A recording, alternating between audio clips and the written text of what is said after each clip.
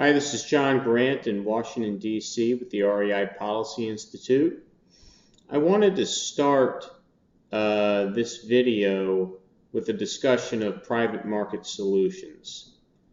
When I first started working with FHFA on the standard short sale program, the basic premise of my argument was that government programs, the modification and the refi programs, weren't performing, as intended or as expected.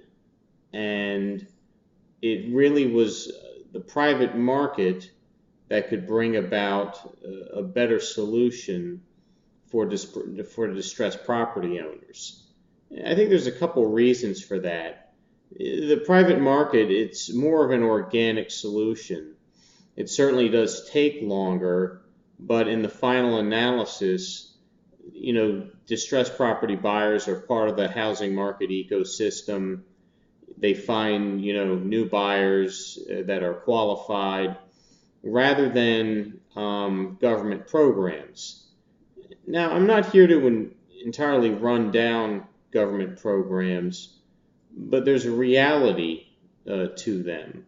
Well, a few realities.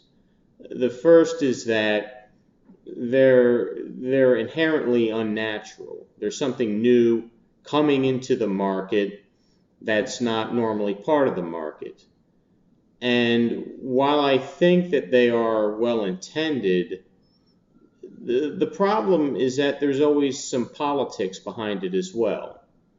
The fact is, no administration, when you look at what was happening during the housing crisis, could have allowed that many people to go into foreclosure. The government needed to put people into new categories. So they needed them either in a refi or a mod program to say that basically take them off the books. When you examine the performance of the program, and this was true back when, several years ago when, we were meeting with officials to discuss, how short sales and investors in general should be part of the solution to the housing crisis. We did a lot to sort of change the impression of the of investors. During those discussions, we started to realize that, the government had, an agenda to recategorize folks, but, there was a real problem in terms of performance that absolutely needed to be fixed, and we needed to convince the government that, in fact, investors could do a better job. And the performance of the programs, as we've seen, the inaugural class of the mod programs, I think there's an over 50% redefault rate in those. And, that's unacceptable. But again, if you look at what the program needed to do, it needed to remove those folks from certain foreclosure. The other issue with the government programs is they don't exactly age like wine, especially in the case of the modification and refi programs. And in fact, we see the inaugural class of 2009 at an over 50% redefault rate.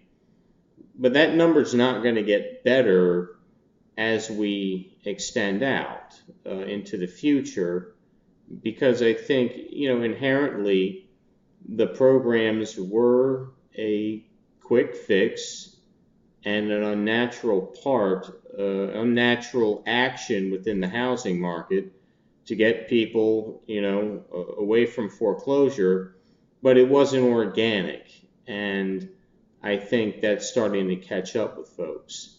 Now, what does this mean for distressed property investors?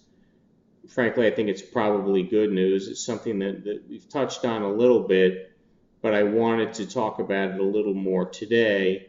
There was a nice article that I read, and that article reflects a few reports that have come out about these programs, things that I've written about a lot in the past with the performance of these government programs.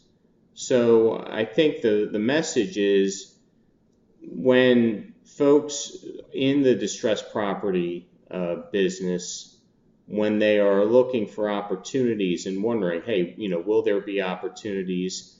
What are the inventories really like? I suspect that eventually there'll be capitulation within the government program market, if you will, and eventually these folks will likely need help from the private sector. So that's something that we wanted to share. I think that investors should have a real opportunity here in the coming year and beyond to capitalize from that. One last thought, getting back to inventories, one thing that, and I don't know how big of an impact that it's had, but I know here in DC there has been some local programs that are aimed at demolishing some properties, and I know nationally, I think there's been, there's about a couple billion in government funding to do the same. So when we keep hearing about restricted inventories, and there's a few things that are being left out, I think the shadow inventory is obviously an important one, even though that's certainly gone down.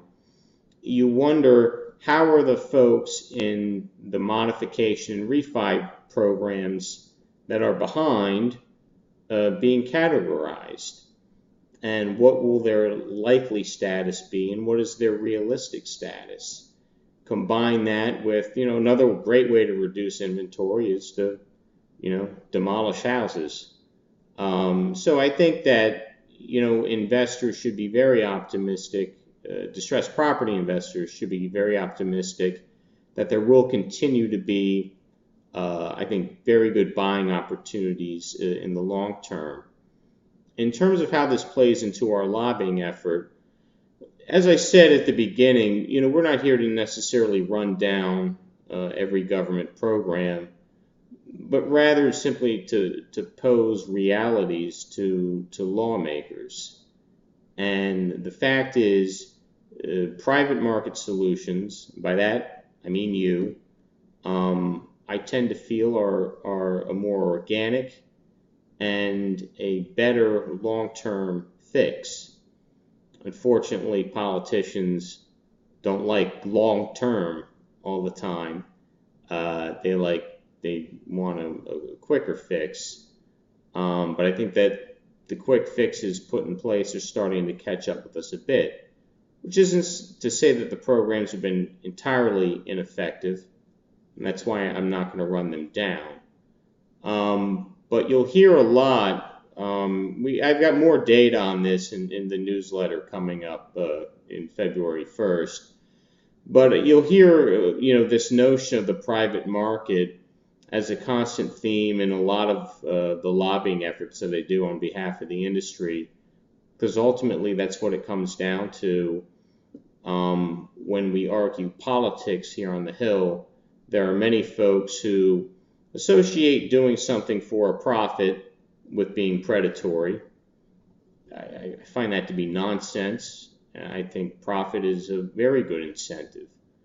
And, part of what we constantly argue is that certainly in this specific case, that the private market has been and will continue to be more effective than these kind of unnatural government programs that intervene and may have some immediate benefit, but their long-term benefits aren't sustained. And we've certainly seen that in the redefault rate. Anyway, we're going to have some more coming up in the near future. The website should be ready very soon. You'll be able to check out our mission statement. The 2016 policy agenda is essentially finalized. So when all that's out, we'll do another video and talk about that. And that's it. But I appreciate your time, and I just wanted to update folks and share some thoughts on the government programs and I think opportunities that will remain for distressed property investors. Thank you.